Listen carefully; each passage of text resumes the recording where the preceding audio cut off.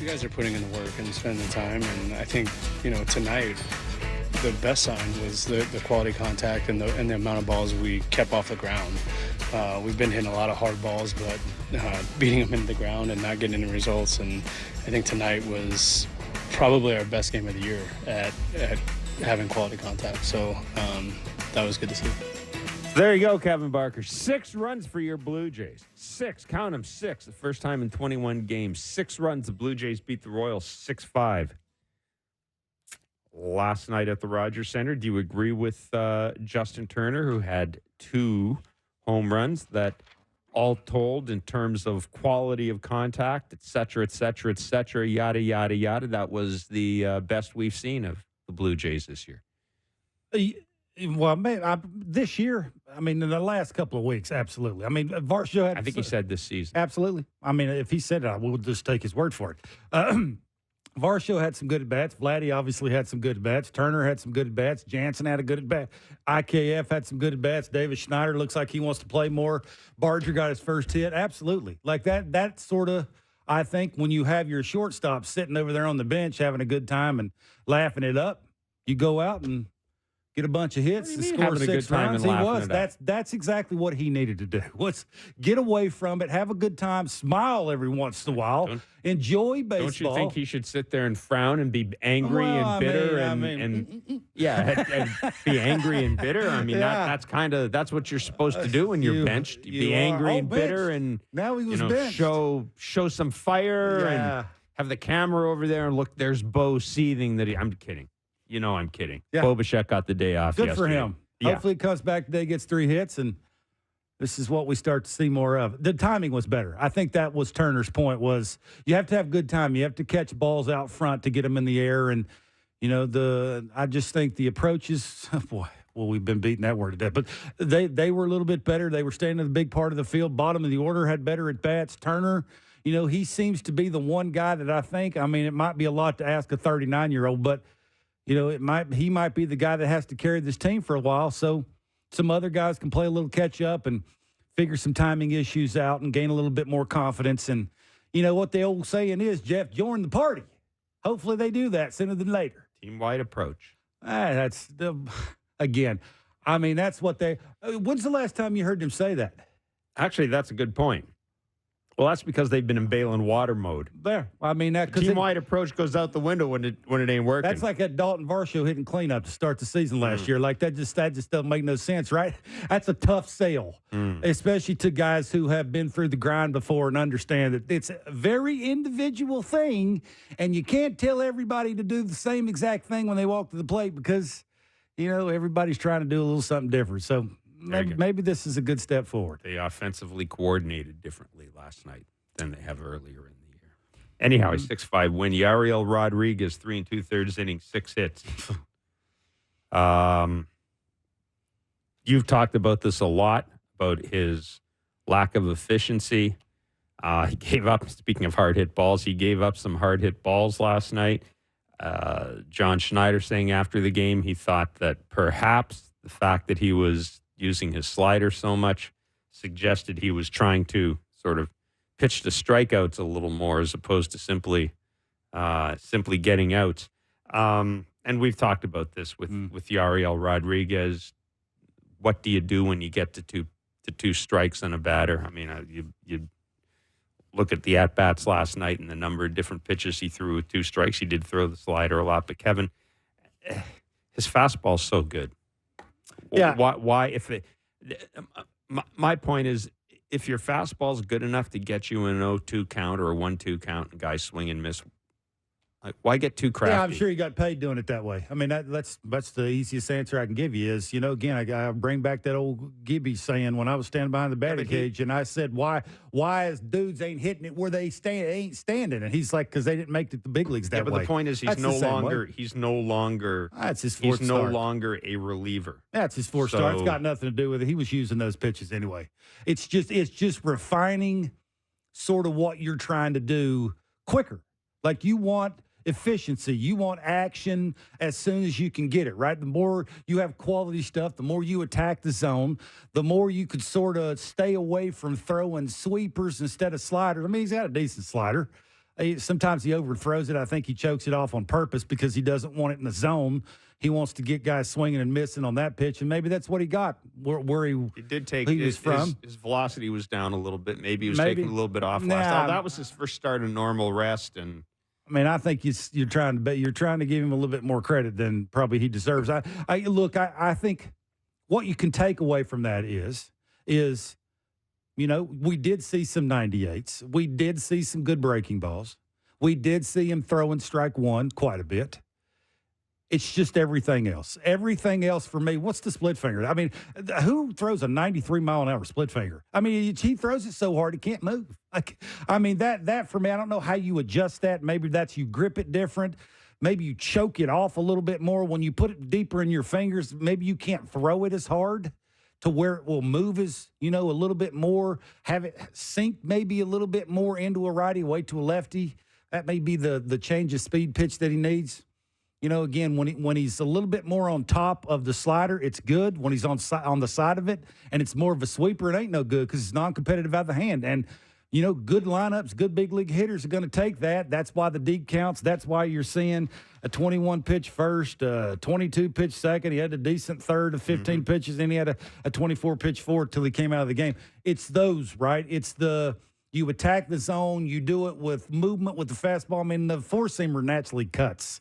Throw that a little bit more, outer thirds, inner thirds. You can do it to lefties. You can do it to righties. It's just, do you need all of them? Do you need the different arm angles? Do you need the start and stop? I like the start and stop. I think that's good at, disrupting timing from a hitter, and you can do something with that. All the other stuff, I think that's sort of the work in progress, right? And we've talked about this with Yusei Kikuchi. Pete Walker's very good at getting out of the way and sort of figuring out what a guy does well and what he doesn't do well. I'm sure after 4 starts, you're starting to refine, what you think maybe his next start should look like. Maybe you refine a little bit more of the sequencing and maybe you eliminate a pitch. Maybe you don't need all those pitches. Maybe you don't need 2 different breaking balls. Maybe you don't need to try and throw a sweeper because he's dropping down sidearm to a righty with 2 strikes. Those are useless pitches, I think, is the point. Because he has elite stuff, you don't got to trick him all the time. So, I think you build off of it. I think the conversations are probably going to get a little bit longer with him and Petey, and they'll start turning him into what I think they think he can be to help them win a baseball game. I think the 3 2/3 Jeff's just not good enough. That's the point. You pointed out the arm angles as well. And I keep referring to guys that I covered, especially like Pedro Martinez, who could drop his arm angle. But he didn't do it.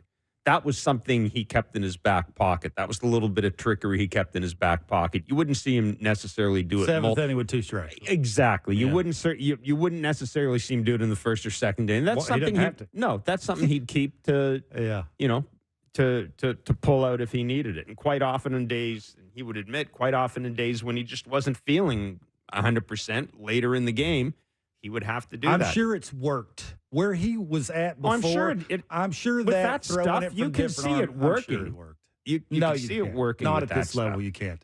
Just because I drop down sidearm doesn't mean against a good right. He ain't going to do it against a bad right-handed hitter. He's going to do it against a really good right-handed hitter when he's ahead in the count. Well, you don't have to do that. Most good right-handed hitters, when they're behind in the count, what do? They let the ball travel. They think the other way. And they're trying, a lot of this. Buck Martinez talks about this all the time. Really good run producers that are right-handed sit breaking ball with 2 strikes. That's the point, right, is sometimes you just don't have to do those things. I'm not saying you don't throw a breaking ball with 2 strikes. But I'm saying, why do you need 3 different ones? And sort of what is the split finger? That I think is sort of what they're, I'm assuming, going to try and refine and get a little bit better at. And, can you continue to run him out there giving you 90 pitches at 3 2/3? I mean, that's a lot to ask a bullpen to make up for that kind of This is the big question. Now, they got away with it last night, barely. Yeah. A 6-5 win. Credit Nate Pearson for coming in, and I mean, there were 2 men on base when he got the positivity. game. Yeah, but he got it done. But he got it done. We've seen Jordan Romano finish it out with 2 guys on base. Yes, we have. Yeah, in a lot of ways, that looked like a Jordan Romano. Be nice. Save. They got it done. No, it did. Yeah, it did. It wasn't necessarily 1, 2, 3, but they got it done. Yeah. But my whole point is, though, because they don't have Bowden Francis right now, and the plan was to piggyback him with Yariel Rodriguez. Last night, I think, was a bit of a bullet dodged. I think John Schneider probably had to go to his bullpen. I mean, I don't know. I don't know. Does John Schneider honestly think Yariel Rodriguez is going to give him 5 innings every time he goes out there? I think he probably does. Every once in a while. But nice. I think basically John Schneider had to use his relievers an inning earlier than he wanted to use them as a result of that. So, Kevin, now we know Alek Manoah is starting tonight at AAA against Paul Skeens, by the way, which is a pretty awesome. good. Yeah, and I mean, if Alek wants a little extra motivation, maybe facing the guy that is a top pitching prospect in baseball might do it for him. But my point is this: I think in the Jays' perfect world, Alek Manoah does something in these next 2 starts, and they seem to have pinpointed these next 2 starts in particular. He does something in these next 2 starts, shows enough, and I'm not saying this is going to happen, but shows enough that they can bring him up here, and then you can figure out what to do with him and Yariel Rodriguez. Maybe have one piggyback off the other. I mean, I think that's what they're working towards right now. But if that doesn't happen, what do you do? Keep running him out there. And you basically plan for the possibility you're only going to get 4 innings. I'm not second guessing you. I'm saying that basically you have to do that. That means your other 4 guys have to be really good. They have to go deeper in games. They have to give some guys some breaks. You needed a game like thank God Gossman really gave them. Yeah, I mean, I think it's more about the Genesis Cabreras and the Trevor Richards and Tim Mason starting to look better. And Swanson, I know when the split finger ain't no good, I could hit it, but he's starting to throw harder, and he doesn't let that one hard hit ball sort of ruin his outing. So you're starting to like what you're seeing from him. Pearson, I don't know if they have enough confidence to give him the ball when the other 2 guys are raring and ready to go. But look, I like Nate Pearson's breaking ball better than I like his slider. Like when he's sitting at 98 to 101, you could throw him more in the 8th and 9th inning, a little bit more in the meat of the order. I mean, that's 1, 2, 3, 4.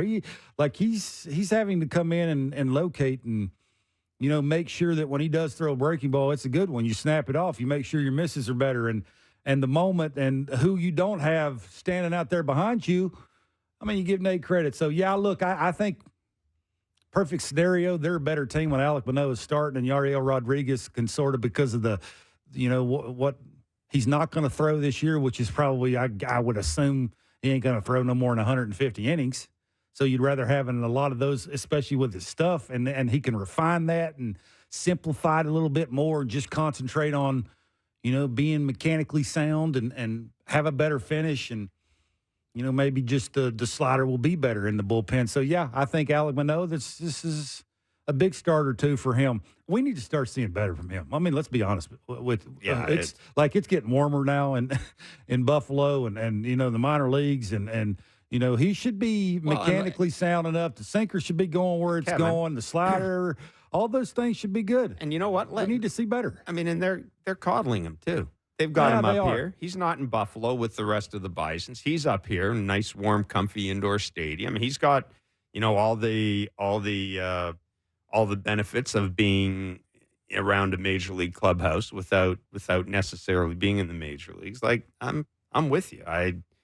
I'll tell you, he's getting the kid glove treatment. I think they understand that they need him in the rotation, and him being around the other older guys to just sort of know how to, figure out ways to get through whatever he's going through. And I'm not even going to act like I know what that is. I just know the slider hadn't been real good, and for whatever reason, the sinker, when he throws it to a righty, he's just not ending up where he wants it to end up. So I just think that's a good thing. Like, I understand your point, and, probably sooner than later that rubber's going to meet the road.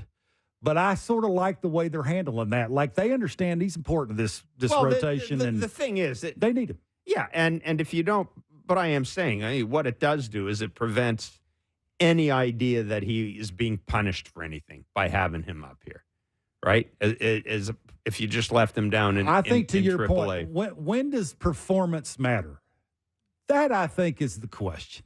Well, whenever his IL When is that? stint, I don't even pay any attention. When is that? That's soon, I think, right? It is soon. I think that's probably why it's a matter of pitter patter. Let's get at her with the with the next couple of starts. Bang, bang, boom. I like that. David Schneider in his last 8 games, hitting 300, 2 doubles, a home run, 4 ribbies. He's got a 990 OPS. Play him every day, man. Well, you would think so. I mean, let's just say it. Play him every day. I'm sure there's some khakis raising their hand and going, bat pass, and it doesn't match up to a guy because he likes the elevated fastball. He's made adjustments, and they are obvious. That's what I love about this. Sometimes the adjustments can't be, he's made them, but nobody can see them, and he sure don't want to talk about it. He doesn't care. I'm going to get closer to the plate because I don't like the slider down and away. It gives me a better chance of getting that thing in the air to the pull side. And if I do that because I have a lot of bat speed and I can hit the ball really hard and really far by making that one adjustment. Hey, look, sometimes as a player, all you can do is your part. Now it's up to the organization and the manager to write your name in the lineup no matter what. And for me, he's earned it. Yeah, it's real simple. You can't argue. Cannot argue. He's earned it. So hopefully every single day, righty, lefty, submarine, Barker on the mound, who cares? Put him in a lineup. Well, let's see what he can do. We know what he can do. He's made adjustments, but I'm saying let's forget about the bath path. I'm sure they're not going to do that. I'm sure they're not going to do that because when you have a whole bunch of people giving you information, there's the whole part of the thing is protecting your job, right? And you want your information to be taken and utilized. You don't want people saying forget about it. But I'd let him go. I would absolutely let him go. Why not? Why not? That's the old eye test. Eye test to tell you the kid's standing closer to the plate and getting better pitches to hit because of it. Yeah. And he's hammering them things. He is. Because he's got bat speed. That's the one surprising part for me, watching him on an everyday basis. When did you realize that? I not until lately. Not until recently. You're talking about bat speed. Let's not lie to you. You scoot close to the plate, you better get it going.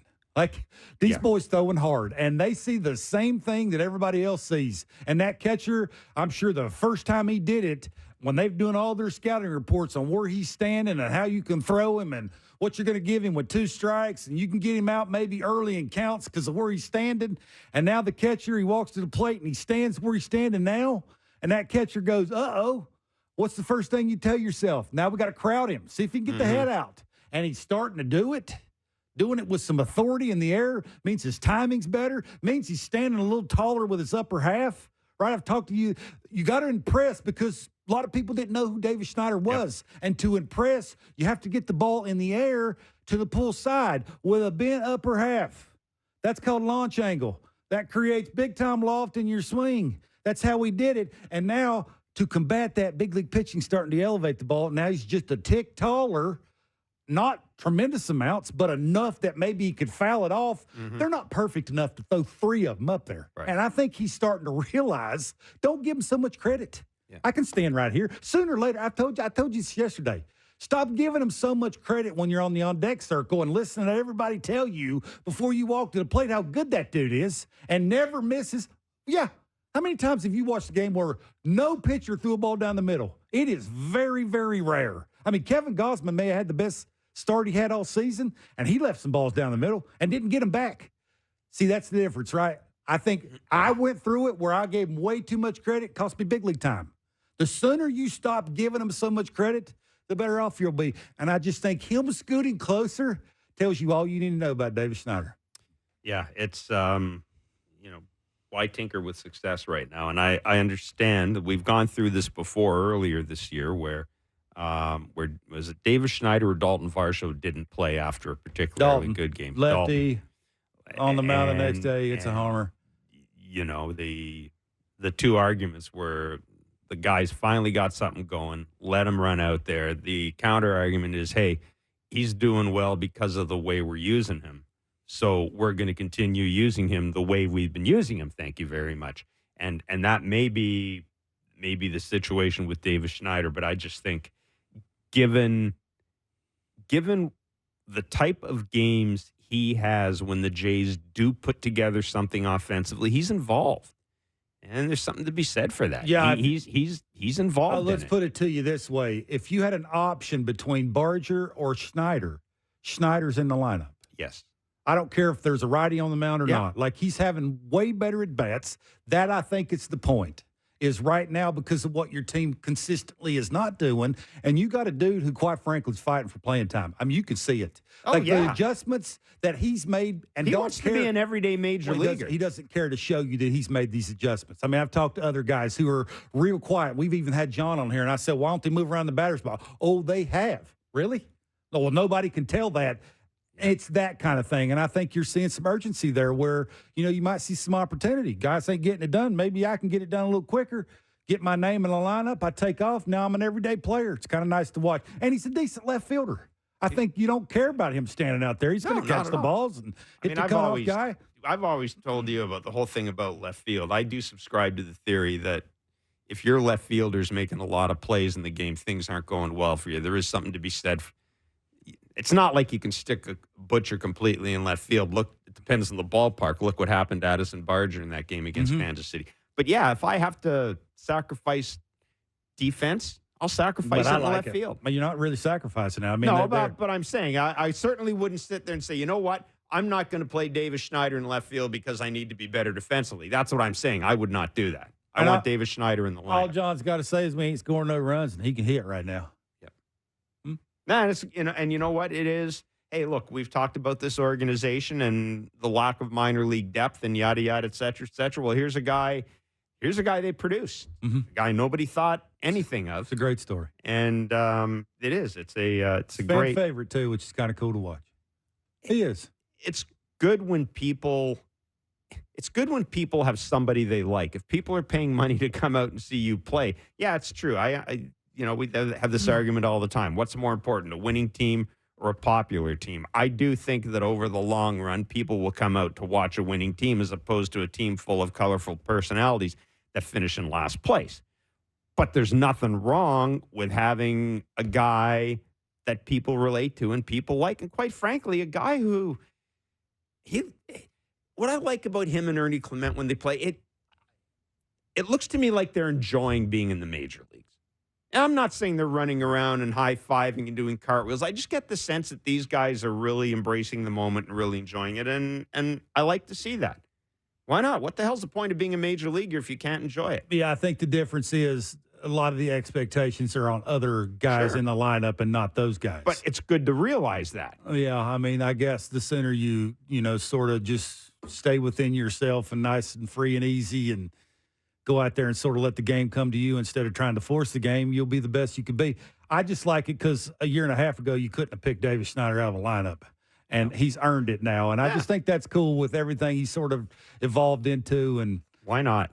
He's got some bat speed, and he just thumps on baseballs, which is fun to watch. Yeah, every once in a while, you just like to see it. Addison Barger got his first major league hit last night, which was kind of cool. I don't know. I mean, I'm not going to judge Addison Barger based on what we've seen of him so far. The play at third base last night, you pointed out, ball with that much topspin. You talked about this in Blue Jays talk. You've got to attack it. You can't let it play. It's an in-between ball. That's something he'll probably a righty hit it. It's got topspin. You're out and around. It's topspin ball. Means when it hits the ground, it's going to kick up hard on you. I'll tell you what. It's very hard to play that ball. He does throw the ball hard. I mean, he's not messing around. He's letting it eat. He does throw the ball hard. David Samson will join us later on in the show. Ben Shulman, Blue Jays play-by-play voice. Eric Hosmer in a few minutes. He, of course, is a member of the 2015 World Series champion Kansas City Royals. We remember that team fondly in this city. His podcast is Diggin Deep. It's available on YouTube. It's a cool podcast. The most recent one had a Jerks and Profar and Fernando Tatis Jr. on, and a lot of good inside baseball stories, including Ha-Seong Kim smoking cigarettes on a regular basis, which was kind of neat. Better all that. Bobby Witt Jr. was on one of his recent podcasts as well. So we'll talk to Eric about the Royals. They are in town for two more games. We'll talk to him about the Royals and some of his other former teams as well. The Padres included. 7:07 will be the first pitch tonight. It will be a good one. Cole Reagan's on the mound for the Kansas City Royals. Jose Barrios for the Blue Jays. A reminder, tomorrow is an afternoon game. Seth Lugo against Chris Bassett. We will be on following that game with Blue Jays Talk on TV and radio. There was something else I wanted to ask you about out of last night's game. Beep-a-dee-ba-dee, and I cannot remember what it was. So, I'm going to take a break. Come back and... It's quality radio right there. It is. We'll take a break, come back, and be joined by Eric Hosmer. It's Blair and Barker. I don't way to lead us, Jeff. Is it Blair and Barker? It's Blair and Barker on Sportsnet. It's more Barker than Blair. No question. Thank God. On Sportsnet, 590 The Fan and Sportsnet. All right, 7:07 will be the first pitch tonight as the Jays and the Kansas City Royals play the second of a three-game series at the Rogers Center. Should be a good pitching matchup. Cole Reagan's on the mound.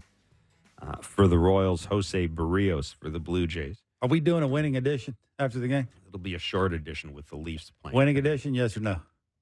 I don't know. Cole Reagan's pretty good. He's tough. I mean, it's a tough call. The Jays scored 6 runs yesterday for the first time in 21 days. So Miracles who knows, maybe. happen. And they're 2-0. They're 2-0 since the boys went out to watch the Leafs play that playoff game. It did it. Watch how it's not supposed to look, and you go out and try to be better. Go out and watch the Leafs spit out the bit and go off on a little bit of a winning streak. Anyhow, enough of that. Let's get to our next guest. He is host of the Diggin Deep podcast. He's a World Series champion in 2015 with the Kansas City Royals. We remember that Royals team in Toronto, don't we? Yeah. We remember them. Warm feelings for the 2015 Royals team. He is Eric Hosmer. Eric, thanks so much for joining us on Blair and Barker today. I'm not going to dwell on 2015. I will get to it in a few minutes. But in one of your recent podcasts, which are available on YouTube, you had Bobby Witt Jr. on. And, you know, we've seen him now because there was a 4-game series against the Royals and the Jays are in the middle of a 3-game series against them. We've gotten a chance to see this guy this year up close, and I wouldn't say personal, but certainly up close. We had Dan O'Dowd on about a week ago, and we were talking about how a long-term contract for a young player can impact a young player. And Dan's point about Bobby Witt Jr. was, he said, there's some guys where a long-term contract creates expectations. For a guy like Bobby Witt Jr., I think it creates a certain amount of freedom, and that freedom is going to allow him to be as good as he can be. You know him a little bit. Do you see it that way, that he's the type of guy who's going to take this contract and rise to the occasion and embrace it?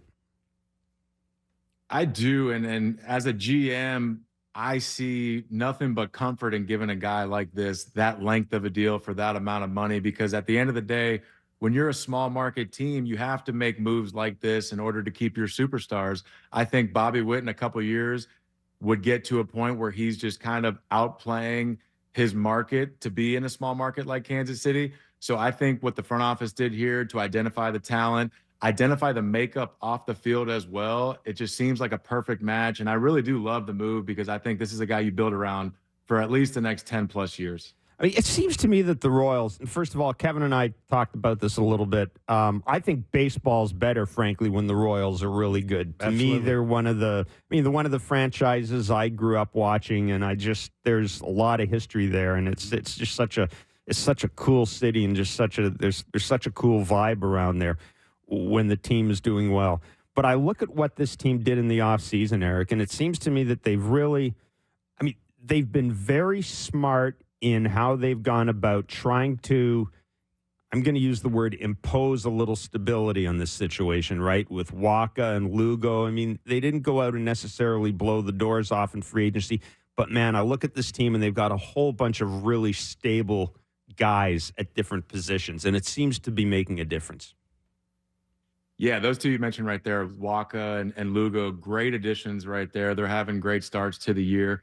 And what I love about it so much, especially following Kansas City and now being a supporter, a fan, all that, I feel like in the league, you have teams that are either on the rebuild or teams that are trying to go for it. And to me, it seems like Kansas City's doing a little bit of both right now. They're going out, signing major league talent. You see the pitchers that they added on, a couple of bullpen additions. At the same time, they're trying to build up the farm system as well. So I love the moves that they're making because they are building for the future, but at the same time, trying to win ball games at the major league level. And I think we've gotten to a point in our league where that's truly not the case for every team. How important is the clubhouse on a winning team?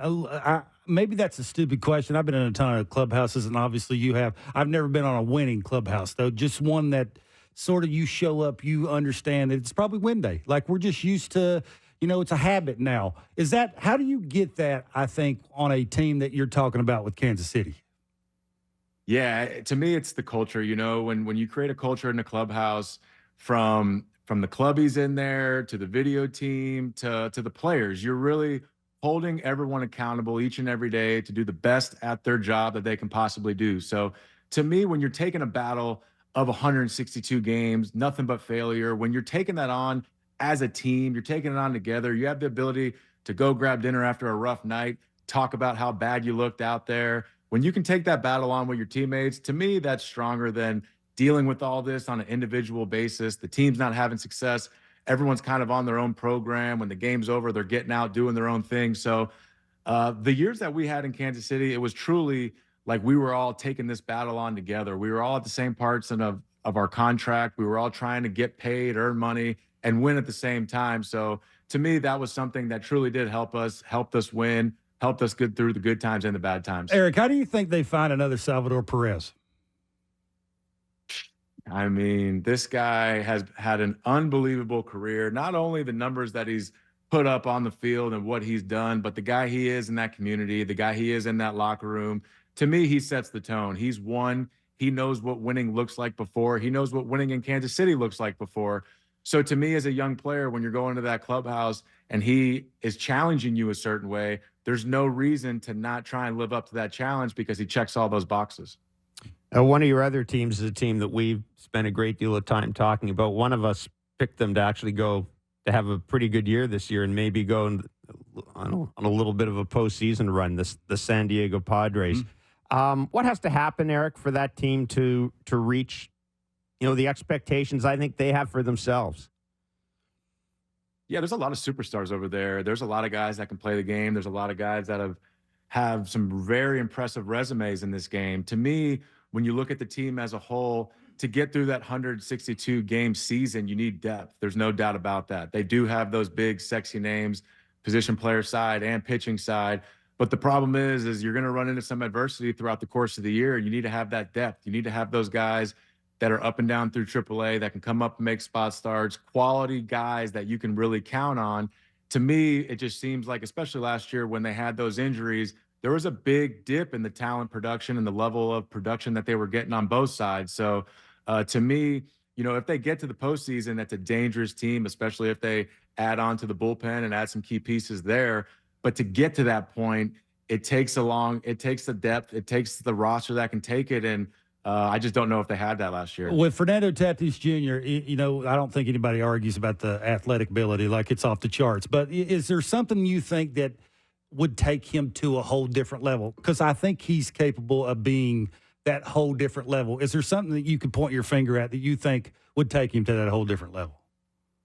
Yeah, and it's a tricky one because a guy like Toddy, you really, really do want to start helping the development, helping the preparation. Is there certain things that you look at on the computer that can give you an edge versus the guy you're facing tonight or versus the bullpen guy you've had trouble with?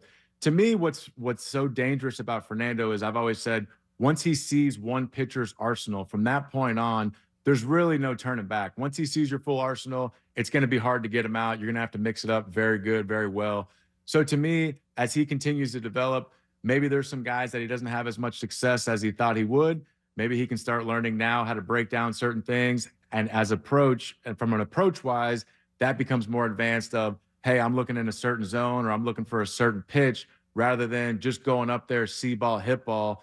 That's made him so successful up until this point. So I think that'll be something that once he catches on what he likes to add into his routine, we'll just keep seeing different levels of Fernando. That's awesome.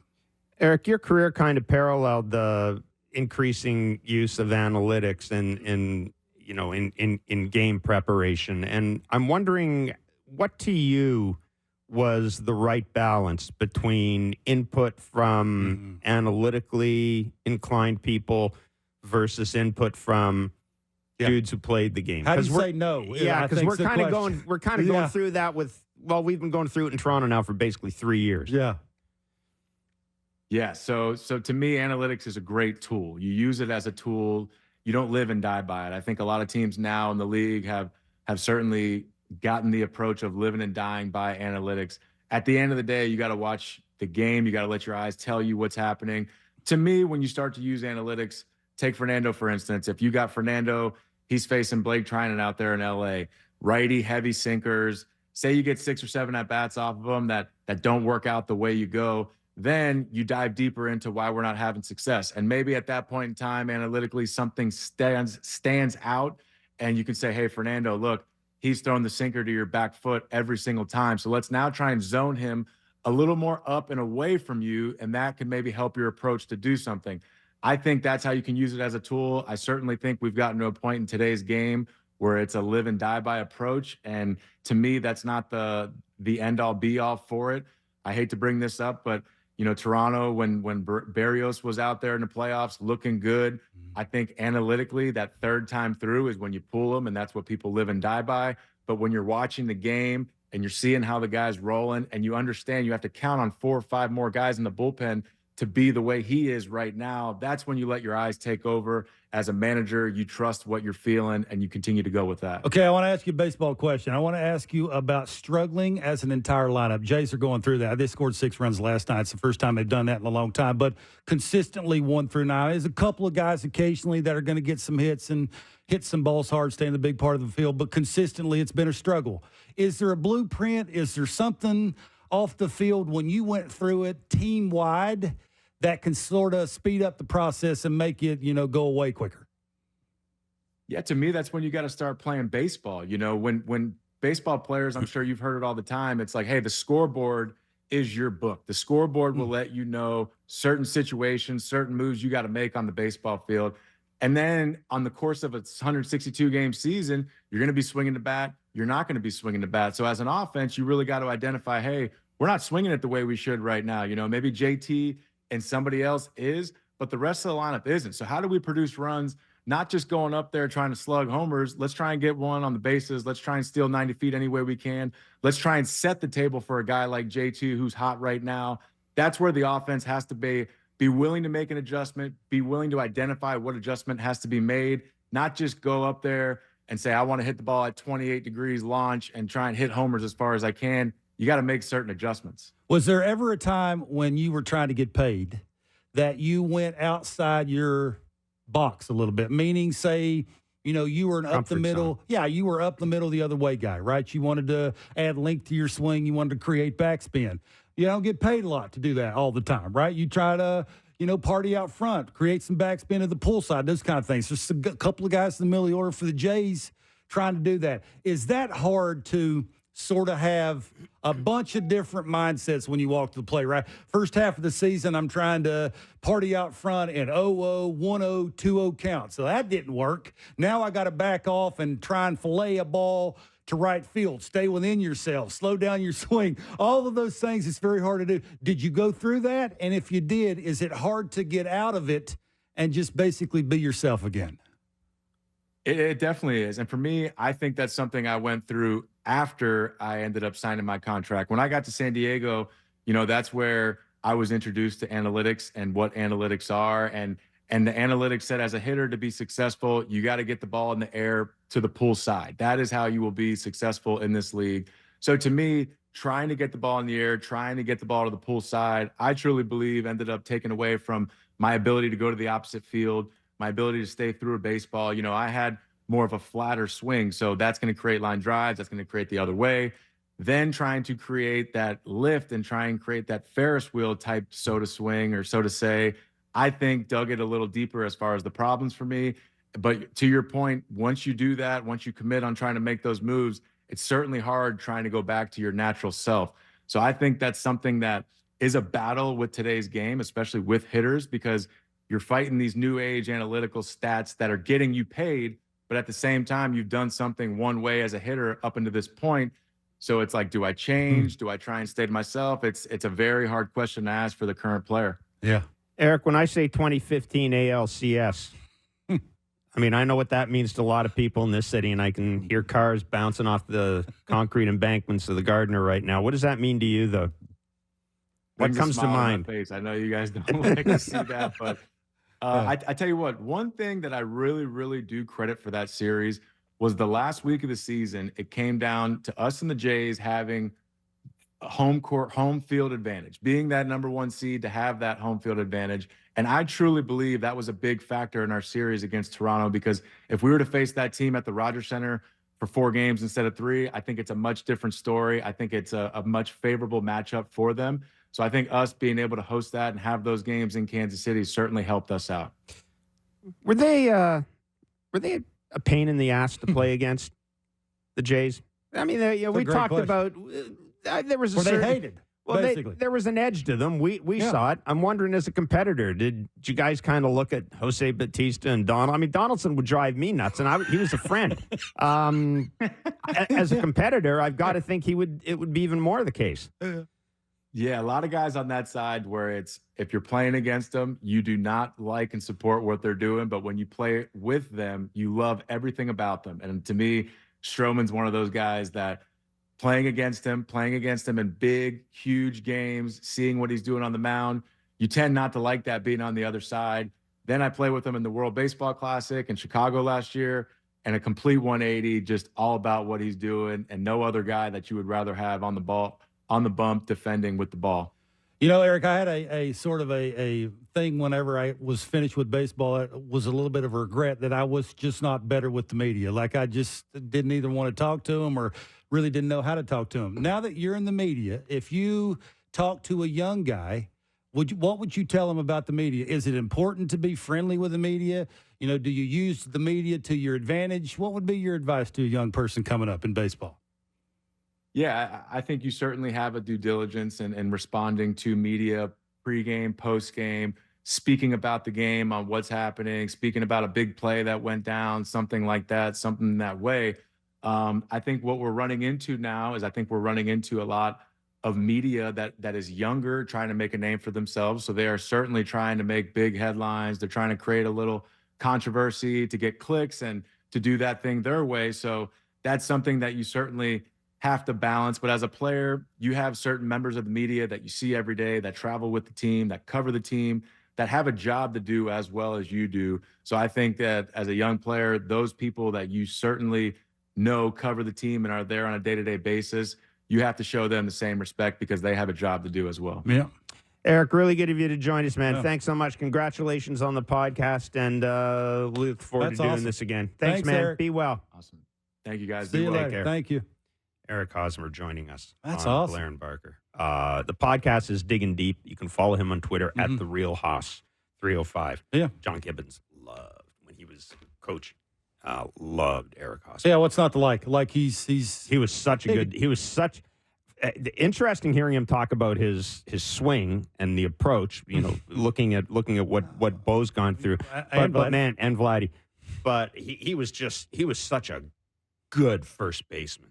Like, he was footwork elite. and how it made it just when the ball was in his radius, he's catching it. Like he's sort of Lyle Overbay. Like that, those are the guys, right? Yeah, it's a good comp. You know, before the shift and all those things where, you know, you sort of eliminated the good defending first baseman to where they were fielding their position, meaning they could take away that hole between first and second because, you know, where they're positioned and, you know, first moves to the bag and being comfortable turning your back on a ball that's hitting the infield to where, you know, that timing of when you turn around because of your footwork has to be on point so you can catch the ball, right? Because you're just so comfortable doing it. He was one of the best at it. And I used to watch video. I used to watch him play. I used to watch Lyle Overbay play because I took pride in my defense. I always smile when I think of Overbay because, you know, he is one of the best defensive first baseman I've ever seen. He was always the closest guy to the second baseman, right? That was, you know, before the shift was hot and heavy, and you were sticking the shortstop between the two defenders, sort of eliminating the first baseman and all of that. That was when you needed that really comfortable defending first baseman who, was okay going to his right. It's very uncomfortable going to your right as a first baseman because you lose track of how far away you are from the bag. Yeah, your first instinct as a first baseman is usually to your left to find the bag. It's not the easiest thing to do. So, those guys were really good at it, and I think they took pride in it. And, you can help win some baseball games by just making a play or two late in the game by taking away that hole. Save some errors, save some pitches as well. I just think it's intriguing listening to him talk about trying to get paid. Trying to get paid and what a Kaki's telling you and what will work. I mean, it's common sense that you will get paid pulling the ball in the air. But what if you can't? But this is the classic – this is kind of the classic baseball thing. Is it better to, quote, unquote, keep a guy hungry, which I've never bought into that, or reward a guy early in his career, and now that you've committed to him, I see human nature to me would be, if I'm in a 7-year contract and an organization's giving me a lot of money and they want me to do this, here, do this, do that, I'm going to be more open to it because I'm getting – if I'd agreed to a contract, chances are pretty good that I'm happy with what I'm getting. Yeah. And I just think sometimes this whole thing, keep them hungry and go year to year and, boy, they're going to have to play to be paid. At some point, I think you look at players, you say, you're my guy. Hey, we drafted you, we developed you, we did wrote all, the learning curve with you. And I know where this is going. This is going to go into Vladdy and Bo, but I just think, I think there's so much to be said for locking up a guy long term. And you know what? Sometimes it isn't going to work, but it's remarkable how often it does work. Yeah, you have such a small window to get paid. Like you're only going to play for so long. If you're lucky like Eric and you play 13 seasons, like that's outside the norm. You only got a small window of how many deals you're going to get. And, again, I ask you the question. I think the answer to my question is yes. Do you think if they would have taken away 2 or 3 years of arbitration from Vladdy, like eliminated those and just said, we'll give you a 3-year deal, whatever that number is, 20 a year. Yeah. Say a 3-year deal at $60 million. You think he's better than he is now? Whatever that number is. Yeah, whatever the number is. Whatever yes, the number absolutely. is. Absolutely. I do too. I could not agree more. I've had numerous conversations with him and people that are around him. He is searching and trying to find a way to get paid. And for me, it's showing. Like people are going to say on an everyday basis. I understand. I can hear people right now saying, okay, come on. I mean, the guy's making this much money. It's not like he's being paid a pauper's wages. That's not the point. In this game, your value is shown to you by how much your employers are willing to pay you. Yeah. Remember when Bo got the 3-year deal and he said it's nice to be wanted. It's nice to be the everyday shortstop for the Toronto Blue Jays. Well, we were talking about moving him to second. And now. Yeah, because they paid him. And the thing, I remember Bo saying, and it's so true, and I remember him saying, you know what? In life, it's generally a good thing to remove obstacles, to remove things that can create, and I'm paraphrasing here, but things that can create negativity. Listen, I'm with you. And the way the game is now, it gets to a point where it doesn't make sense for either side to make that commitment. It doesn't anymore with the Vladdy thing, but no, but it's a shame. I would have loved to have seen how it would look if they would have done it. My question is, they're together. Let's see. My question is now. Let's say this: we don't know if Vladdy would agree to the same type of deal that Bo did. We don't know. We don't know. But I'm saying if that was out there, I'm with you. I would. Takes two to tango, Jeff. Sure does. And I think it probably would have made a difference. David Samson, Ben Shulman will join us next. It's Blair and Barker on Sportsnet 590 The Fan and Sportsnet.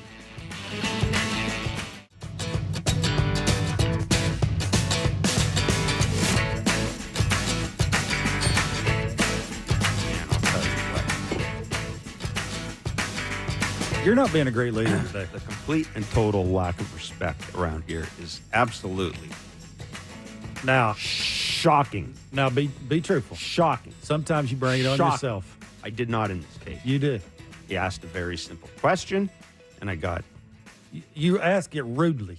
I did not ask Be it nice. rudely. I Be didn't. nice how you ask. I didn't use that word. And you'll I get asked it politely. You'll not a chance. I did. I did not use the word that sometimes creeps into my vocabulary. You got the number one sign from our producer, and he's getting a little too big for his britches. He's a good dude. He does a good job. He does a good with job. you every day. I just won't do it. David Samson's host of Nothing Personal, the podcast. He will join us later on in the show, unless I decide he won't. Wow! Put your foot down. 7:07 is the first pitch tonight. Cole Reagan's for Barker's Royals. Jose Barrios for the I'll Blue take 'em. Jays. Reminder: tomorrow's an afternoon game. Seth Lugo against Chris Bassett will Could be go on. wrong.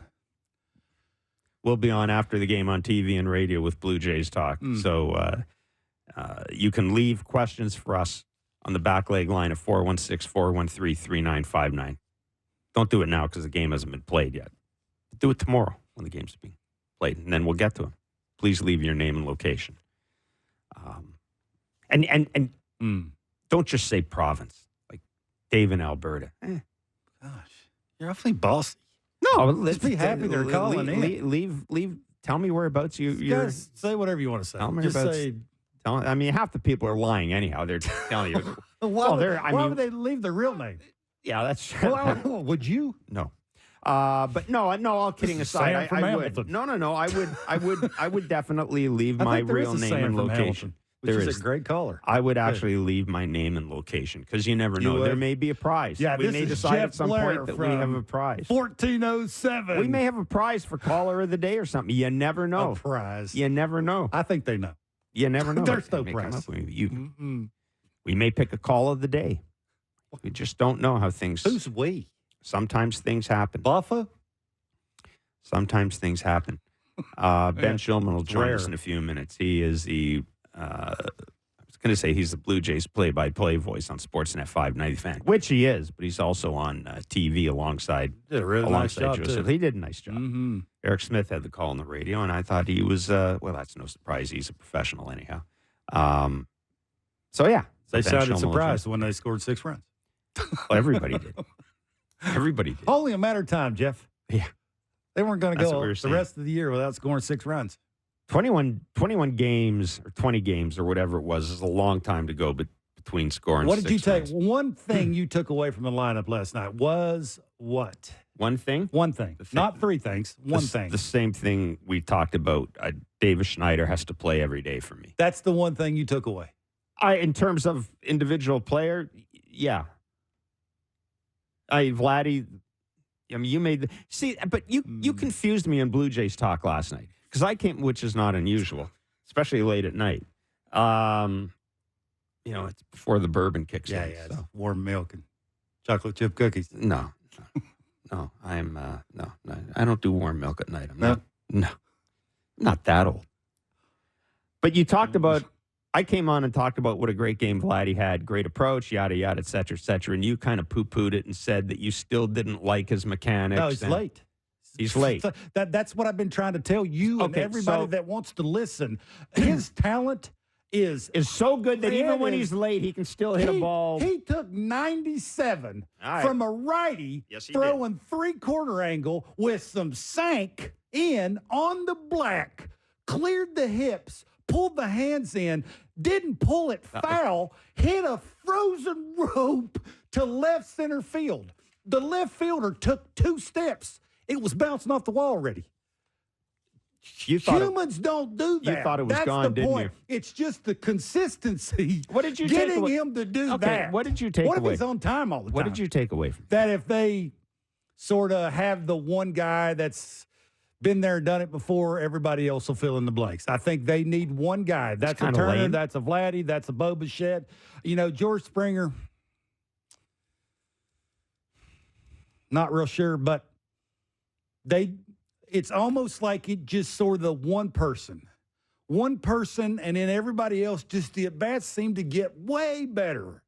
It's just not everybody else sees their buddy not doing it. They try to go to the plate and do it, and whether they're sometimes not capable of doing that or they're just in let me between ask and you having this. trouble Justin doing it. Turner hits 2 home runs. Does that make Vladdy feel better when he's at the plate? Takes the load off. I'm asking you. I'm just telling you. If you let me, I'm telling you. He's not going up there thinking that every single at bat is all on his shoulders. Now he can go up there and, dare I say, see ball, hit ball, which some people, have to simplify that much. I just think it looked to me easier. Is that a fair statement or no? Easier for Vladdy? No, just the lineup as a whole. Yeah. Listen, IKF's having good at bats. Danny Jansen in the lineup. Lineup just looks different. Yeah. You got to make a pitch to get a dude out. It looks better, and that could have been a 6-2 or 6-3 game, and it was 6-5. I'm saying it looked it looked a lot better. They got 6 runs. It looked a lot better. I'm saying it. They have something to build off of, which is look, you can't stink forever. You got to have something to build off of. Vladdy can do that. Turner can do that. Turner last whatever handful of games don't like the ball up. Last night he hit the ball up. You want to know why? He was on time. You're on time because you've done it. You've been there.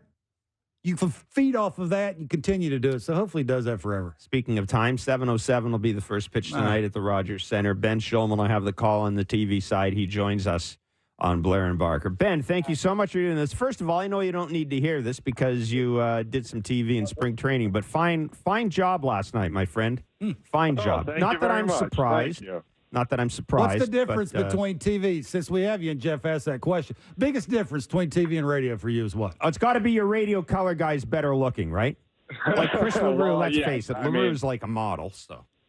Yeah. Well, I would say that they're all handsome. All the guys that I happen to work with, they definitely don't make me look good. But other than the tighter clothes, we get to have a little bit more played out discussions, I think, on TV as opposed to on radio where, our big job is informing people of what they don't see. So, Joe and I dive into things like guy-specific swings or the way certain pitches are being used just in a way that you're restricted on radio. And, it's fun. I love doing both of them. It was a thrill to do TV last night, and it's exciting to do it again. Hopefully another good game. I asked Jeff about his one takeaway from the lineup. He gave me a terrible answer, so I want your answer. What was the one takeaway? It was a terrible answer. What was the one takeaway that you had when you were in your car on your way home about the lineup last night? They hit some tough pitches, I think, and some tough fastballs in general that I don't think they were hitting before. You were talking about the Turner homer, the second one, which was on the fastball up and in. And Vlad, I think it was his double in the 6th inning, came off like an inside fastball. I could be wrong. That might have been his single in the 8th. But 97. Those are pitches that I don't think they had gotten around on a ton over the last couple of weeks. So to get on those, good hitters and good teams are going to hit fastballs well, and that's what they did yesterday. And I think that it really worked out, and it turned into a ton of extra base hits. It's a great answer. Where do you think they are with Yariel Rodriguez? I think he faced some tough luck yesterday. I think they're still pretty confident in him. I think we all looked at that first inning and probably thought he should have gotten out of that without a run allowed, more than likely. I mean, 2 ground balls in the infield turn into 2 hits with 2 outs and end up scoring 2 runs. So I think that they like what he's offering him right now. It's obviously a bit more difficult without Francis, but there does seem to be in the background still, obviously, this innings limit. And what do you do about that? And, Alek Manoah is facing Paul Skeens tonight in Buffalo. And I think that everyone's keeping an eye on that because they know they can't start Rodriguez the whole season. So if they can get through this period where he is a starter for them and then get someone else in that spot and move him to the bullpen, I mean, that gets really fun, I think, when you start to look at what the bullpen could be with him, with Chad Green potentially back in it and healthy, and with everyone at full go. The pitching staff last night gave up 2 homers. They've allowed the second most home runs with 40 on the season. The relievers are tied for first, giving up 19. That's with the Rays. Tied for the most. Do you think they care? Like, is that a big deal? Or is it early? We talk about the hitters and the cold, and it's early, and mechanics and timing and all those things. Do you think Pete Walker, John Snyder, Ross Atkins, Mark Shapiro cares about those 2 stats I just handed out? I think they do. I think they're more focused on runs allowed than home runs. If they happen to be home runs, that's not great. But this was a pitching staff last year, not, maybe not second last in the league or anything like that. But the starters gave up a lot of home runs last year, and by and large were really good. I think they're most worried about run prevention. If it's a double and a single or a homer, I think they aren't hugely, just from what I've heard, caring either way. But they did, the bullpen was not phenomenal yesterday by any means, but they did get through a tight game without Romano and Garcia, and I think that is a win for them overall. But certainly, it would be nice to keep the ball in the yard a little bit more, because that game could have been a bit more comfortable, and it wasn't because of Kyle Isbell's home run and then Freddie Fermin's home run. Ben, if you meet a new Jays fan and the first player they ask you about is Nate Pearson, how do you explain him?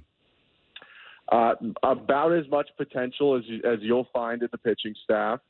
Obviously had to deal with lots of health issues early on in his career, has transition roles, and I think, at times has showed an ability to be a guy that you could put in big situations. Yesterday did get a little bit shaky for him overall, but, he did come up with the save, and I think he deserves credit for that. So I think I'd say to them that it's a high ceiling. He just hasn't been consistent to that point yet. But yesterday, I still think was a step forward, even with some traffic from the Garcia and Perez hits. Davis Schneider, no surprises in the lineup tonight, batting fifth. Mm-hmm. Kevin and I had this discussion. Awesome. Actually, I'm going to credit Kevin.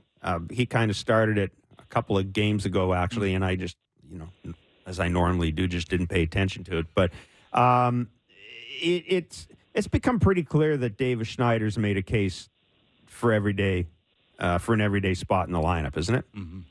Yeah, I mean, he's playing almost every day. I think at this point, I think it's gone from put Schneider in just really good matchups to only take him out if it's a really bad matchup. I still think that they're not going to always put him in against a guy who's, huge, big extension, high, spin fastball, loves to go top of the zone. I still think they'll try and move him out of those spots time to time.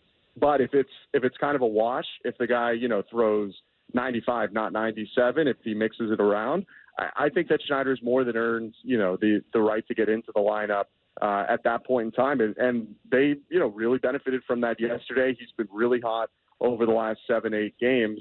And they have, he has fared fine in left field, but they have a lot of really good defenders out there. Mm-hmm. I think that they were searching more for, can we get some more impactful bats in the lineup? And Schneider certainly is one of those. And it was kind of nice yesterday even to see him hit a couple singles, because as much as I love the extra base power and you want the big swings and the Blue Jays need that, to be able sometimes to just line one out to left field, to put a ball into right when it's not a pitch that you can drive that effectively, I think helps him stay in the lineup, because he can be a little more consistent on those days where he doesn't get a hanging slider. Yeah, to your point, he's facing Duffy, right? He lets the ball travel. He stays inside the baseball. He hits the single to right. Like it's, you can't take the Big Daddy hack all the time. But speaking of Big Daddy hacks, you think they are worried about George Springer leading off? Everything they say would say no, because, they did move him briefly last year, but they've held him in that one spot the whole time. I think that they have a lot of faith that things are going to turn around.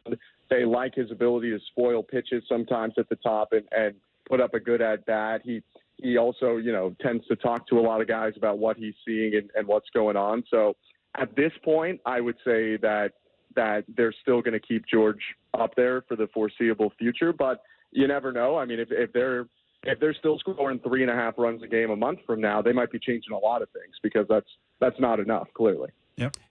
And we're going to let you scoot, my friend. Thanks so much for doing this. Look forward to your call tonight. See you, buddy. Thank you so much, guys. Have a good one. Be well. That's Ben Shulman. Hell of a call tonight, along with Joe Siddle. I was just kidding about it. I mean, Joe Siddle's a good-looking dude, too. He's got the good tan. But LaRue. LaRue's. Well, I wouldn't tell him. He's got that kind of California thing happening. He's pretty. Anyhow. He's a good talker, too. Yep. Yeah. Springer, Guerrero, Bichette. Springer, Guerrero, Bichette, Turner, Schneider, Kirk, Clement, IKF, Biggio in right field. That is the lineup for the Blue Jays. Pardon me. Barrios on the mound for the Jays. So no Dalton Varsho against Cole Reagans. Yeah, me and lefty throwing a bazillion miles an hour. You know, sometimes guys need a break. Who'd you say is playing center? Your guy, George Springer. That's different. Like I know they were having conversations about him playing center just because they could get the different kind of lineups, and I think they sometimes want to give Dalton some rest, a break. Right? He does a lot of things when he's not hitting to help a team win a baseball game. So it's a little surprising, I guess, for me because Kiermaier's out. You do take a little bit away from your outfield. Pardon me, from your outfield defense. Although, quite frankly, I don't have a problem with. I don't have a problem necessarily with Biggio in right field, and Schneider in left. But that is a little surprising. Yeah, I don't think you're going to put Kevin. I mean, Kevin's a good right fielder. Like, he gets good jumps, he runs good routes. Yeah, that's what I said. I'm still kind of surprised to see Springer. Some and lefties. Schneider. There's some left. There'll be some lefties in the lineup for Kansas City. The ball hit to right a little bit more than it's hit the left. That's right. Righties, right. Jose is going to be glove side a ton, right? That slurve away, that two-seamer away, that front hip two-seamer lefties. Like, the right fielder's a big deal. You want righty and lefty or righty and center field to be sort of playing hand in hand, those kind of things. I like Kevin defensively. He does some things. I mean, he's not going to hurt your team anywhere he's playing. So, he'll give you a bat against that lefty. That lefty's not an easy get, boy. He's filthy. Wow. He is. Give you nightmares. That's what that is going to give you. Like, that is, you just got to be aggressive and be aggressive. Yeah, be aggressive.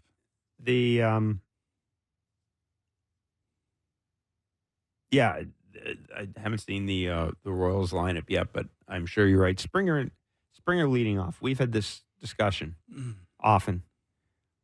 What is realistic for George Springer right now? Yeah, Kevin? I want to be fair. I want to be respectful to George Springer. Yeah, but his career and those kind of things. What is realistic? You know what should? I'm not. That's a great question. I mean, if he hits 20 homers, I think you got to. I don't think you can set the bar too high. You can't be asking him to do the things that you're asking Bo and Vladdy to do. You think right now he's capable offensively of doing that?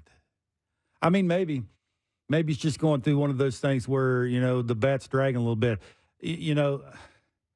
I've always been under the impression, even when he was really good and he had some really good years, I think it's 17 and 19, he had some really good seasons where he's hitting 30 homers.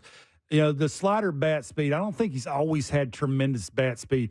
It's been some solid approaches. It's been some educated guesses. It's been using the Crawford box. Like, he's been able to do that on certain counts, certain pitches to make up for, the lack of bat speed. That's my opinion. Like, the things that I've seen him when I've seen him, that's not taking anything away from him. He said, no, it's not. It's not at all. Unbelievable career. I just don't know what the expectations are from George Springer. Is it that he's going to hit velocity consistently? I just don't think that's it. I think he's made a tiny little approach adjustment by trying to lay off the fastball in. He know likey. For whatever reason that is. So, you got to, when it ain't working, you're getting jammed. There's only so many thumbs you got to lose. You only got two of them.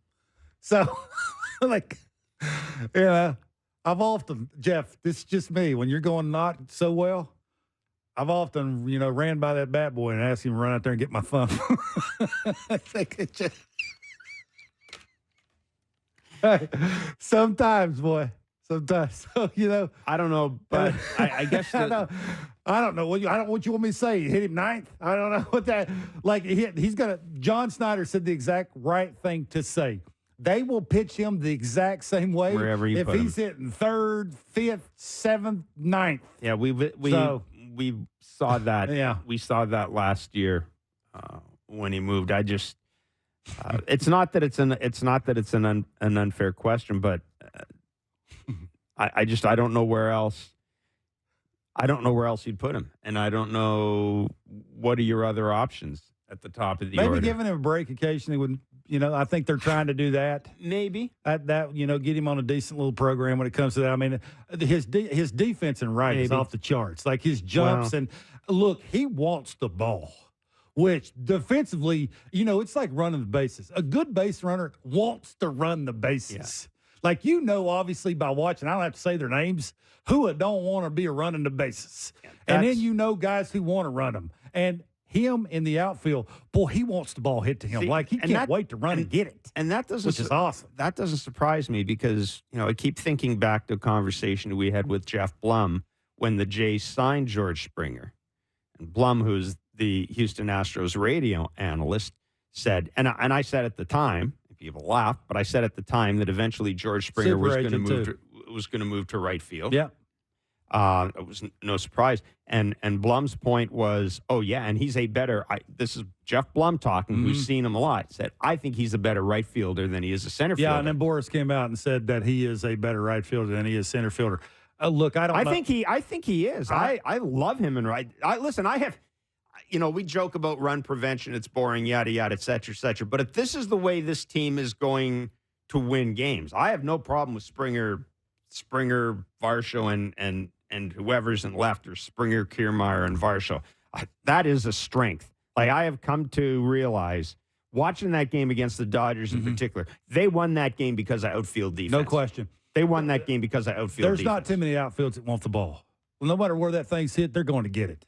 And the outfield now for the Blue Jays they are gung-ho, and they take pride in that. Like the jumps, Mark Budzinski, don't get a ton of credit, and we don't even say his name. It's rare that we say the first base coach's name, but he takes care of the outfield and positioning and just the education of before the game starts of where you're standing, and not always having to look in the dugout and, have Mark sort of put you where you need to stand and just be prepared. Yeah. And they want it. Like the routes and the, just the shoulder turns and the first moves and knowing where the warning track is, just everything that goes into being a really good defender in the outfield. They all know it, and it's a lot of fun to watch. Let me ask you this. Kiermaier's really good, too, when he's healthy. Boy, let me ask you this.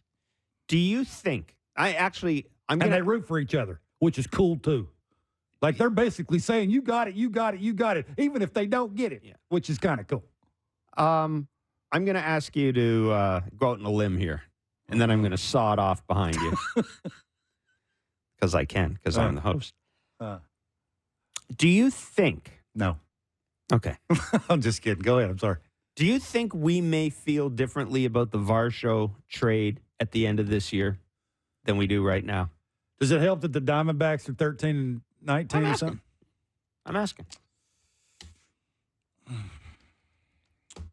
I'm asking you to look ahead. I mean, if Danny Jansen stays on the field and they can use Alejandro Kirk the way they want to use him, the catching situation will take care of itself. Right. Defensively, you're not going to match Moreno. That's never going to be a wash. Yeah. But offensively? That's where it's at, right? Then it comes down to Varsho and Lourdes. I'm just asking a question. Lourdes is a legitimate 300 hitter who can hit good pitching. What would have to happen? They make the playoffs and win a series. What would have to happen they for Jays They make the playoffs and win a series. What if they make the playoffs and the Diamondbacks don't? Does that matter? I would think to some fans it does. I think if those two don't have good seasons for the Diamondbacks and Dalton sort of turns the corner and starts looking like he, has a clue at the plate. I mean, I can't say that any nicer, and I'm sure Dalton would say it the same way. The way he's looked so far. Absolutely, no question. So I think consistently, not just do it, a couple of weeks at a time, consistently do it. He's going to have some bumps, but, make up for it. Make the bumps smaller, not so big bumps. I think so. Yeah. This is the last day of April. 30 days past September. Yep, last day of April. Before we break, your biggest surprise in April for the Blue Jays and your biggest disappointment? Can be player, can be thing. Yeah, my biggest disappointment is Vladdy. I just don't get it. I never will get it. It's a pretty big sample of you being late. Man, I know I beat this to death. I have never talked to an offensive player that's legit. And I talk to a lot of them. That I mention Vladdy's name and they don't go, man, that is just oozing. It's just putting it together and maybe not being so stubborn. And maybe the stubborn part is organizational wide. It's like sometimes it's just right in front of you, and you just don't want to point your finger at it. That's very disappointing to me. So that's mine. Yeah. The Pleasant surprise. pleasant surprise. I think it's Dalton offensively. Barrios making a step forward. That's not surprising. I think we all knew he could do that. It's just he's refined. He's bought into what they're selling, and he's going out there and executing it. Which is he's smart and he's athletic and he's really good. Yeah. Like those three things add up to what Jose is turning out to be. I think it's Dalton offensively. Listening to his dad talk on our show, listening to the way he talks, the way he's not afraid to take criticism, which is a art. You know that better than anybody. I'm talking about the way you know. I'll just leave right now. Hold on. I meant this by the way you cover players. I know. And the way sometimes you have to badmouth a player No respect. No respect. Boom. And it's not the easiest thing to do or hear. I went through it. Look. I'm here. I heard announcers for the Brewers. Bob Uecker. We can say the name. Basically saying I was the worst draft the Brewers ever had. And your mother took up for you. Yeah, of course. She's just my mom. Good for her. I know he didn't ever read Bob it. Uecker. What's he ever done? Is he funny? I mean, I think he's funny. But anyhow, that's beside the point. Yeah, I think those are my two. I think I just don't get the Vladdy thing. I never have, and I never will, because I don't just see it. I don't ever see it change. If it hasn't changed yet, it ain't going to change. And I think sometimes you got to give Dalton credit and give kudos to Dalton. He has turned it around. David Samson is host of Nothing Personal, the podcast with David Samson. He's also a former MLB executive with the Marlins. That's the best question you've asked in a while. Good job. It's rare. David Samson. Be quiet. David Samson joins us next. It's Blair and Barker on Sport. You're awful. On Sportsnet 590, The Fan, and Sportsnet. All right, welcome back to Blair and Barker. Sportsnet 590, The Fan, and Sportsnet. Barker doesn't know about the Minnesota Twins home run sausage. Wow. You'll just have to do some reading, my friend. Is it cool? It's a sausage. Do they wear it when they hit a homer? 7:07 will be the first pitch tonight as the Jays and the Kansas City Royals play the second of a three-game series. The Jays 6-5 winners last night. First time in 21 games they've scored 6 runs. In baseball, Jeff. You know better. Cole Reagan's against Jose Barrios tonight, 7:07. A reminder, tomorrow's an afternoon game. We'll be doing Blue Jays talk immediately following the game on radio and TV.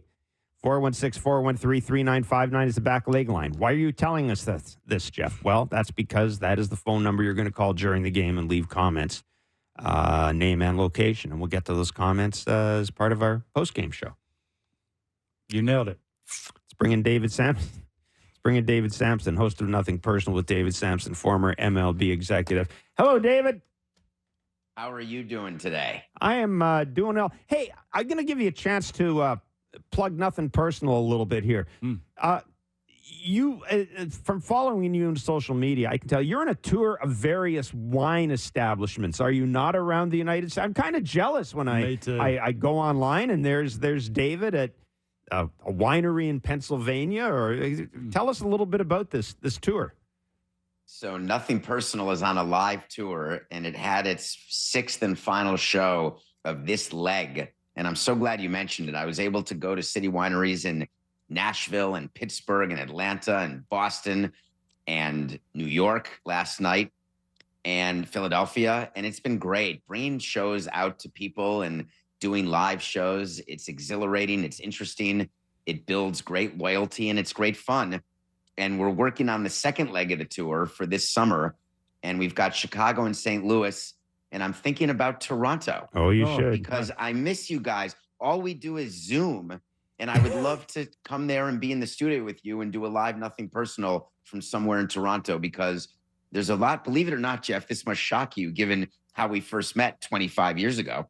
But there's a big audience of Nothing Personal in Toronto. Oh, I believe it. I'm not certain your Montreal audience is huge, but that's just... Oh, I think it's funny. I was asked that by the promoter, would I consider Montreal? Yeah. And I said, of course I would. Remember, you just don't want apathy. Yes, everything that's true. else is fine. That is true. That is true. Well, let us know how it goes, because absolutely we'd love to have you. We would absolutely love to have you here. Hey, to throw this right in your wheelhouse. I do want to talk about the Oakland Athletics because I'm growing more and more confused as to whether or not the Athletics are actually closer to Vegas or farther away from Vegas. But I do want to ask you about the Miami Marlins, who aren't very good right now. And, the one thing they did have, young pitching, that seems to be, they seem to be getting hurt. And certainly they're not the only organization that is experiencing that. But how close is that situation, David, to becoming really, really, really serious? Well, it depends your definition of serious, but if you're basing it on how worried is Major League Baseball, they're very worried. I think if you ask them in a moment of pure honesty, they would tell you that the Marlins franchise concerns them the most of any of the franchises in baseball. Really? Even more? A's. Really? And the reason is that with the A's, there's always hope because you can get a ballpark somewhere, whether it's Oakland or Vegas or wherever it may be. There's the possibility of it turning around. With the Marlins, they're in that ballpark, and we've just never been able to draw. John Henry couldn't, Huizinga couldn't, Loria couldn't, we couldn't, Bruce Sherman and Derek Jeter couldn't. And you can say it's because there hasn't been enough winning, but the Marlins made the playoffs last year. And then you could say, well, they didn't invest in their payroll enough, but they've signed some players. Some worked out, some didn't. And it's just been very hard to draw there. And the TV situation is a real problem where you don't know what your contractually obligated revenue is going to be year after year. And teams count on that in order to sign players to long-term deals.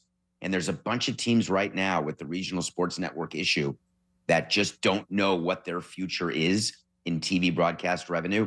And that's a huge piece of the pie. It's funny hearing you say this when Whitey Herzog just passed away recently. And I remember talking to Whitey in spring training. We used to go to St. Petersburg and cover Cardinal spring training and do a tour when you were covering the Expos. And I can remember, I don't remember when it was, but I remember sitting in his office, and it was one of those days where there were a lot of national writers around, and people started talking about could he ever see baseball in a Major League Baseball team in Florida on a full-time basis. And he said, I just don't think it would work in Miami or St. Pete because there's just too much to do. And I've always kind of remembered, just in the back of my mind, he said, I just don't think it would work. Listen, Jeff, there's a lot to do in Toronto and New York as well. So that's I think it's a different reason. Bud Selig really wanted baseball in Florida because it had worked so well for spring training. He thought this is perfect for expansion. And you remember how Tampa started. Yeah. Tampa was the stalking horse city for the White Sox, the Giants, and then they got their own expansion team. And I worry that Vegas is going to be like Tampa, where it's a great stalking horse, but a team doesn't actually succeed there, and you're trading one problem for another. But the reality is that in Miami, what I found when I moved there is there's no corporate sponsorship base, and all of the wealthy people aren't there during the summer. So it looks like there's great demographics. It looks like your DMA is high in terms of TV revenue and what could be premium season ticket revenue. But it turns out they're not around. They're in Connecticut or Toronto or Montreal when it comes summertime. So I think the season of baseball is a problem in Florida. David, how does a front office know when to punt on a season? That's such a good question. The answer is they don't. No. They say they do. And here, let me go through better the evaluation process. When you're in spring training, there's 3 points where you evaluate your team. One is in the off season, when you're putting your team together. 2 is in spring training when your team is put together. And then 3 is anywhere from April 15 to June 15. And what that latter period is for is to decide whether you were right in how you valued your team, both during the offseason and during the spring. And the best front offices are able to differentiate between performance that is fantasy and sustainable versus performance that is, we don't know. So what do I mean? Fantasy is when you're playing really badly, but you think you're a good team, so you hang on. When you are overperforming what you thought, the question is this just a moment, or can we actually do this? When you're underperforming, can we turn the lights on? And Toronto's been through this. I went through this in Miami. We thought we had a good team. They're playing terribly. Don't worry, we're going to be fine. And then before you know it, you're in September and it never clicked. And that's the hardest thing for a front office to figure out. And that's what all front offices are doing as we speak. Did you ever use that as an excuse to get rid of a good player that you were on the fence on whether you wanted to get rid of him or not? You know, it's funny. Our owner always wanted to be a buyer. He always thought we were in it. And we would always budget money to make acquisitions at the deadline. And one of the reasons why we were mediocre for so long is we bought when we should have sold. And we traded away a bunch of good young players for the thought that, hey, we're going to turn it on. It's going to click. Because it happened in 2003 and it clicked and we won a ring, but it never happened again over the next 14 years. So the answer is that you don't really know.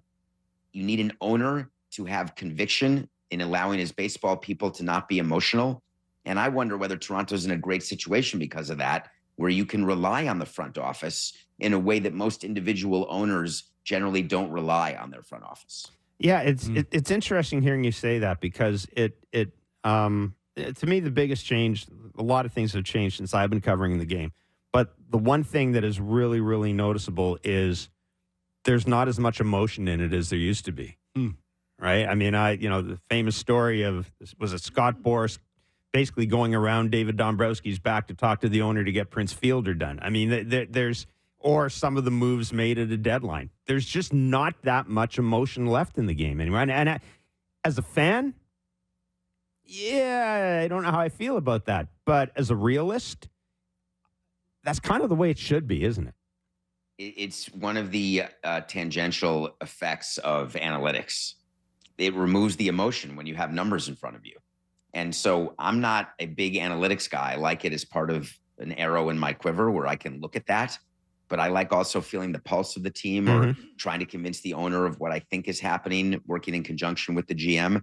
But a lot of owners right now, when they're presented with what they see on paper, they just go with it. And that, you say it's removing emotion. Some people would argue it's removing fantasy. When you were underperforming as an organization, did you talk more or less as a front office? I always talked more because I was the guy who went into the clubhouse only when we lost because our owner would only go in when we won. And players noticed that. So when we won games, I would generally stay out of the clubhouse or I'd go to the manager's office and then leave. But for losses, I'd do a lap in the locker room, a quick pat on the tuchus and then say, see you tomorrow. Because I think that players want to know that you are there. And for the fans, it's the same thing. Owners generally only like talking to the media when things are good. Our owner's a great example. He loved the press conferences when we hired people or when we were signing players. But when we traded players or fired managers, it was me. And that's fine. That was my job. But fans notice that when people, it's like having a friend who only wants to celebrate with you. But when you need them for something, they're not there for you. That's how I view what you have to be with the fans and the media when things are going badly. Interesting. All right, shifting focus to the Oakland Athletics, or whatever they're called, the Athletics. Why do I still have a hard time seeing them in Vegas? Because you're rational and you've been around for decades, and you haven't. And you're here's the real reason: you're a journalist. Allegedly. You wouldn't be able. I've never said that. Who I know, said but that? I have. You call yourself allegedly a journalist? Well, every now and then. That's funny. If you're going to write an article, that's the funniest thing you've said to me. And I'm allegedly a baseball executive. And so yeah, but you got a ring. Yeah, fair. I did get a ring. You got a ring, so you have fair. proof. Yeah. It's funny. I view not the ring as the proof that I was an executive. I view the new ballpark that's albeit empty, and also the sale price. That was really what showed me that I was an executive. Not that, we got a bunch of 2-out RBIs, which were super fun to get. But as you know very well, in Toronto, it's hard to get a ring. Yes. But I think the reason why you're struggling as a journalist is you wouldn't be able to pass this article through your editor, is my view. Right. You wouldn't be able to go to print with the facts that you have in front of you. There aren't even enough sources that can tell you that this is a deal that's done. You can't go to print because there was a 30-0 vote by MLB to allow relocation. It's a bunch of horse hockey. They didn't have any due diligence. They had no information before that vote. You can't go to print because John Fisher's seeking limited partners and hiring investment banks. Well, that means they're going to Vegas. You can't go to market with an article because they're imploding the Tropicana and say, well, that means they're moving to Vegas. There's actually no proof together that this move is happening, but it may, but I just don't think it's print worthy yet. That's why I think you're struggling. Major League Baseball do anything about that? Like, you talked about the Rockies being bad. You talked about the Marlins being bad. Obviously, the A's are bad. That's a lot of bad teams. Like, that's too many bad teams. Can I challenge you? The A's are not as bad as the White Sox, Rockies, and Marlins. Yeah, the A's are actually. I guess. I mean, the A's, I think they've won more games. It took them till the middle of June, maybe, to win what they've won this year. Yeah, I don't somehow. mean to challenge you. You know I love you, Barker, but I think that there's – they're not. The A's are not terrible. Jeff, where are you on that? I think that they're not terrible, but at the end of the year, I think they'll be right down there with the White Sox. With the terribles? With the terribles. Yeah, they're 13 and 17. I mean, the only reason that they're third is because the Astros just haven't shown up for the season. I guess they were the only team that didn't get the memo that the season started. That's awful. Well, they've also had tremendous injuries to their pitching rotation. They got a pretty good lineup, though. I think their offense is so good, but you need pitching. So, the three of us could compete to be a fourth starter on that team. Pretty much. What? So when do you think Rob and the owners need, and I'm using this in air quotes, need to know about Vegas? Is there? Do they? No, they have a 40-year deal in Sacramento. It was 3 plus an option, and my guess is there could be another option if they need it to get to 5 years. General rule of thumb is 36 months for construction. So if they're dreaming of April of 28, that really, though, means people aren't writing this, but you don't put your end date for a CO, certificate of occupancy. You don't put it for April of the season you're starting. You do it in the beginning of spring training. Right. You need to get the CO in March of 28. So I would say March of 25, you better see some movement. And I don't mean movement like pushing dirt around. Yeah. I mean construction documents. I mean subs that have been hired and materials that have been sourced. I mean rebar starting, that sort of thing for a stadium to open in 28. I think that it could bleed to 29 very easily. Oof. And I don't think baseball would panic. But past that, I would think that they're going to realize that Vegas may not work. One of my concerns would be that this emerges as an issue in the next round of CBA talks if it drags on too long, and then that's and I mean there are a lot of circles that are hard to square when it comes to negotiations, as you well know. But my goodness, kind of where we're putting a team would appear to be a pretty significant hurdle. It actually is also more what the facilities are like. Okay. But also that's 1 of 30. So it's really 3 out of 10 players in the union are part of that organization. So they're not going to blow up an entire CBA because one of the teams has subpar facilities. And from an ownership standpoint, the more the union complains about uniforms and chefs in the kitchen and weight rooms, the better it is for owners in a negotiation because they're focused on pennies while you're picking up dollars when it comes to pension and benefits and other issues that are very meaningful in a CBA negotiation. But it's true that the Oakland situation is a problem because the union wants more teams competing for top free agents because that, in their mind, raises the salary scale. And so they want teams cycling through, and teams like the Marlins and the A's have been on the bottom of payroll. The Rays are an example, and they would like to see those teams cycle up more toward the middle and give other teams a chance to cycle on through the bottom. David, good stuff as always, my friend. Thanks so much for doing this. You're awesome. Thanks, Be buddy. well. Thank you guys Take so care. much. See you soon. See ya. Absolutely. David Samson's host of Nothing Personal with David Samson. It's a terrific podcast. It's He's a wonderful. former MLB executive, Marlins and Expos. And watch it and learn. because Yeah, he's a genius, basically. well, He is. Like, he sells it like nobody he else. has signed some. You can't teach big experience. He signed some big checks. He's It's won a what World that's about. Series. He's made some bad decisions. Yeah. Got a ballpark bill. I mean, anyhow. I wonder if Major League Baseball's called him about moving stadiums. What's the no-nos? What's the good things? What how do we get this done in a friendly way? Like, I'm sure he knows. I mean, that ballpark, there were a lot of issues with that ballpark. Yeah, I mean, he's been through all of it, right? Strong arm folks in Miami. But I've always thought about that conversation with Whitey Herzog. And Whitey said people in there, I remember him saying, why on earth would you, because we agreed that for it to work, both ballparks would have to be indoors. This is back in like early 90s. Yeah. And again, the Cardinals, I think Whitey lived a lot of time in St. Pete because that's where they spent spring training. He probably spent the offseason down there. But he used to say, Florida's full of old people. Why are old people going to want to move indoors on a beautiful night to watch baseball? And he just said it'll never work in Florida. The teams will always be in financial jeopardy. It worked for the Marlins. I mean, they won 2 World Series, but there has been, there have been long-running concerns there. And of course, we know about Tampa. But Tampa's a weird market because Tampa's TV numbers, off the charts. They're off the charts. Yeah. I mean, we talked about that with Tampa people, with their TV people. Yep.